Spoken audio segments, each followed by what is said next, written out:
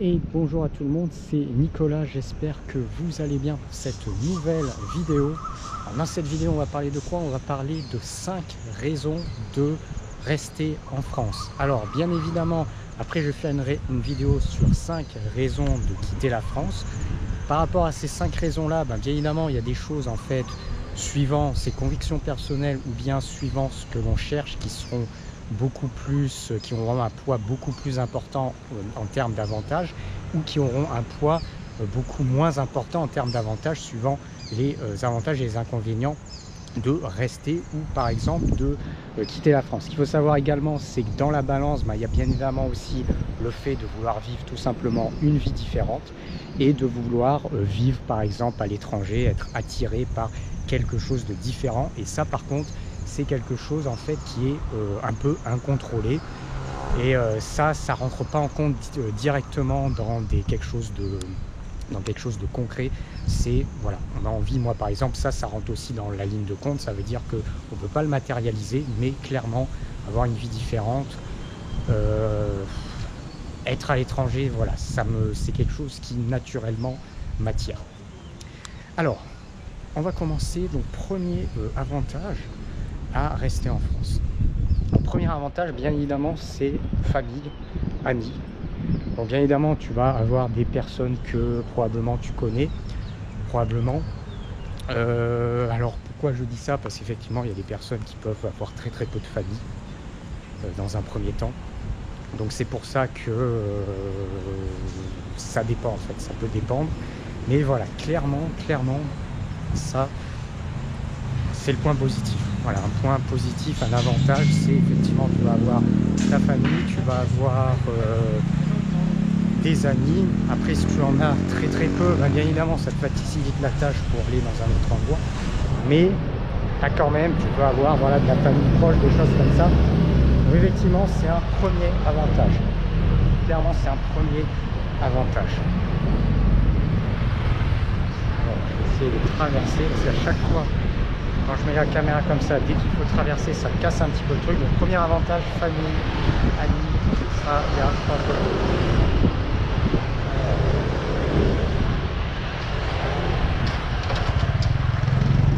Deuxième, on va basculer sur un deuxième avantage.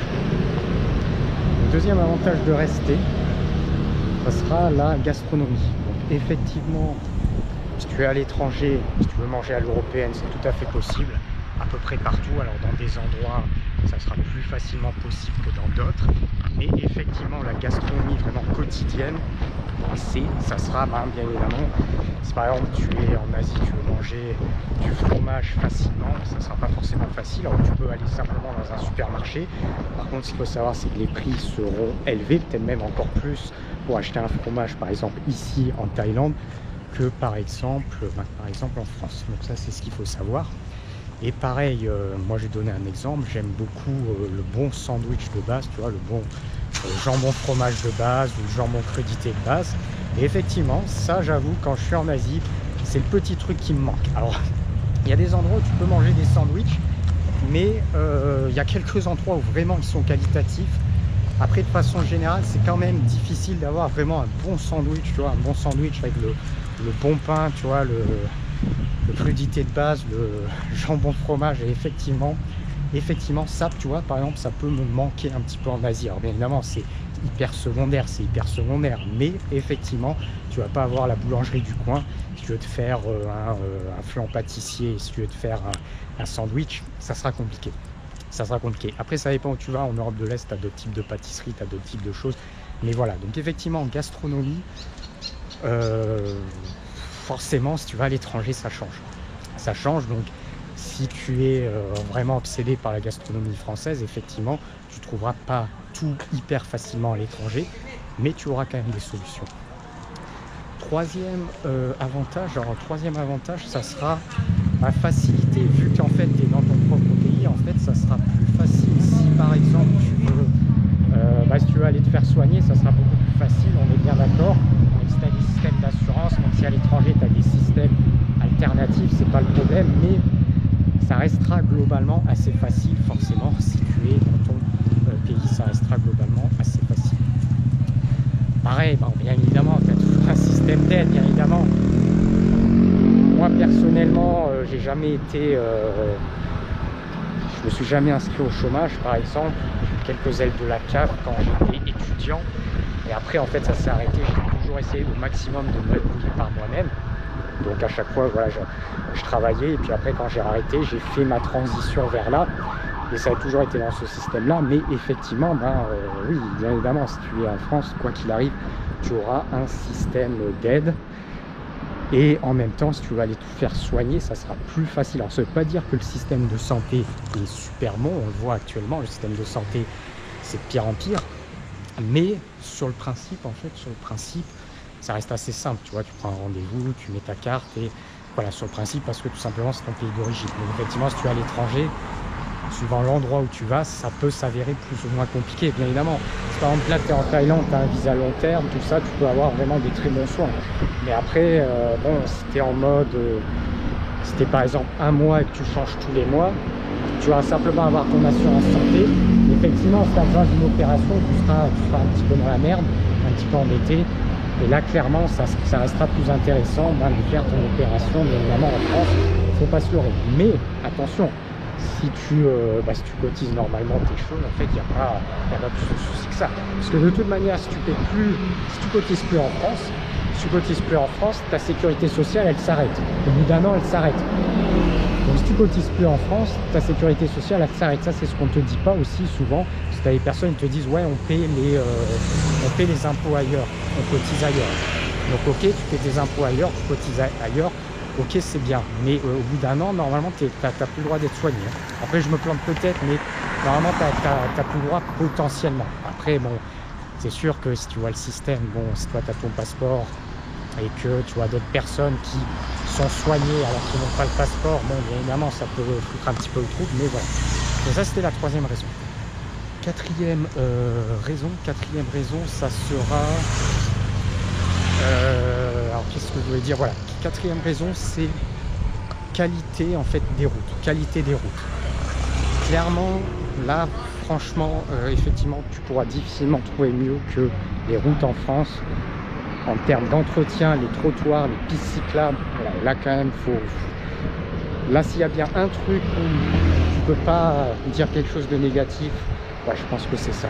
Alors là je vais tourner à droite, je pense clairement que c'est ça. Les routes, c'est vrai qu'en France avec les pistes cyclables, les passages piétons, l'entretien de tout ça, c'est difficile de faire mieux. Franchement, par exemple, tu vas en Asie, bon, c'est même le Japon, tu vois, le Japon, ils ont pas tout ce système-là, tu vois, ils n'ont pas tout ce système-là. Alors c'est nickel, c'est propre, c'est plat, mais ils n'ont pas tout ce système-là de trottoirs, de pistes cyclables et ainsi de suite.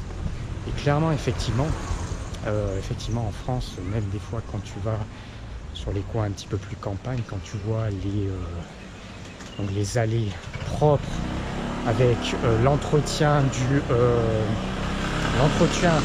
rond-point et qu'autour tu vois une piste cyclable, donc tu as une délimitation propre, tu as une piste cyclable, c'est un billard.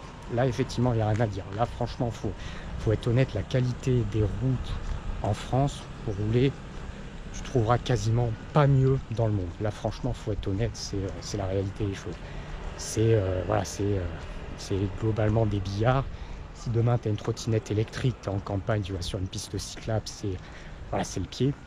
Et effectivement là c'est difficile de trouver mieux. Alors bien évidemment, effectivement tu as un coût. Et effectivement quand aussi tu vas payer par exemple quand tu paies ton péage à l'autoroute, effectivement ça coûte pas mal. Mais voilà, faut pas se leurrer, tu as quand même un truc qui est nickel, hyper propre. Les routes en France, franchement, c'est top du top. Tu peux pas trouver d'endroits qui sont mieux. Franchement, difficile. Hein. Bon, ça sera quasiment impossible, je pense. Alors ensuite, donc ça c'était le quatrième point positif, qualité des routes. Donc qualité des routes, clairement, très bon. Et enfin, le cinquième point positif, on va dire les paysages quand même. Toi, tout ce qui est paysage, vieilles pierres, avec tu as une diversité, tu as les montagnes, tu as l'océan, tu as des coins différents. Voilà, tu as toujours les petits villages. Voilà, faut pas se leurrer, c'est esthétique. C'est esthétique, c'est joli. Quand on va en Asie, si par exemple on va en Asie, on veut comparer, il faut surtout ne jamais comparer, parce que si jamais tu commences à comparer, bien évidemment, les buildings en Asie sont très très moches. Donc ne jamais comparer quelque chose qui n'est pas comparable. Les buildings en Asie ne sont pas comparables à l'Europe, ça n'a rien à voir, donc surtout ne jamais comparer ça. Et donc effectivement, ben, tu as une diversité de paysages, c'est très varié. Là encore, tu as plein d'endroits dans le monde, il ne faut pas se leurrer, où c'est très très varié également. Mais c'est vrai qu'en France, si tu prends par rapport à l'Europe de façon générale, ça reste quand même très varié. Parce que tu n'as pas beaucoup d'endroits en Europe où tu vas avoir montagne, océan par exemple, collines, vieilles pierres, où tu vas avoir un petit peu un mix de tout ça. Et effectivement, en France, tu l'as. Bon, si tu vas en Europe centrale, tu n'as pas d'océan, tu n'as pas de montagne. Même si tu vas en Europe du Nord, c'est magnifique. Suède, Finlande, c'est magnifique par exemple. Mais mine de rien, ça reste assez plat également. Donc c'est vrai que les paysages, c'est également un point positif. Voilà, donc les paysages, voilà, après c'est pas non plus... une fois que tu as fait le tour aussi, c'est... une fois que tu as fait le tour, ça compte également, mais bon. Après, moi, je vais donner un exemple concret. Quand j'étais jeune, grosso modo, j'ai à peu près tout vu. Enfin, donc quand j'étais jeune, j'ai à peu près tout vu. Donc j'ai eu assez de... Est-ce que je vais aller là ou pas? Non, je vais aller là. Quand j'étais jeune, j'ai à peu près tout vu. Donc j'ai eu assez de chance de pouvoir cerner un petit peu tout ce qu'il y avait. Donc j'ai fait le tour, hein, un petit peu tous les coins, toutes les régions. Et bah, effectivement, tu as la diversité. Et voilà, tout simplement. Alors, effectivement, c'est un autre point positif. Allez, on fait le point sur 5 points positifs à rester en France. Donc premier point, on a dit que c'était les proches, donc famille, amis. Deuxième point, on a dit que c'était la gastronomie. Troisième point, on a dit que c'était un système. Si par exemple demain on veut se faire soigner, si on veut avoir une aide, bien évidemment, c'est bien évidemment beaucoup plus facile en France que si on est à l'étranger. Faut pas se leurrer, même s'il y a plein d'alternatives, hein, faut pas se leurrer, il y a plein d'alternatives, mais ça reste plus facile. Quatrième point, donc on a dit qualité des routes. Ah, je voulais trouver un point, mais disons que ça, c'est vrai que quand tu te balades à l'étranger, effectivement, qualité des routes, c'est difficile de trouver mieux quand même qu'en France. Difficile, France, Europe de l'Ouest, au niveau des routes. Et puis en fait, le dernier point, c'est les paysages. On peut pas l'enlever, hein. C'est réel, les paysages, océan, montagne, vieilles pierres, toutes ces choses-là, c'est effectivement plutôt pas mal.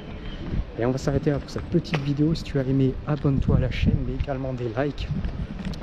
Premier lien dans la description, mon site de formation, si tu veux avoir le même type de villa, ça se passe là. Il y a un certain nombre de solutions. Et puis pour une autre vidéo, je vais te dire à bientôt. On va faire la même vidéo avec 5 inconvénients, 5 désavantages. Et puis après on peut peser un petit peu le pour et le contre, en restant bien évidemment lucide, hein, sans agressivité, en restant tranquillement. Allez, ciao.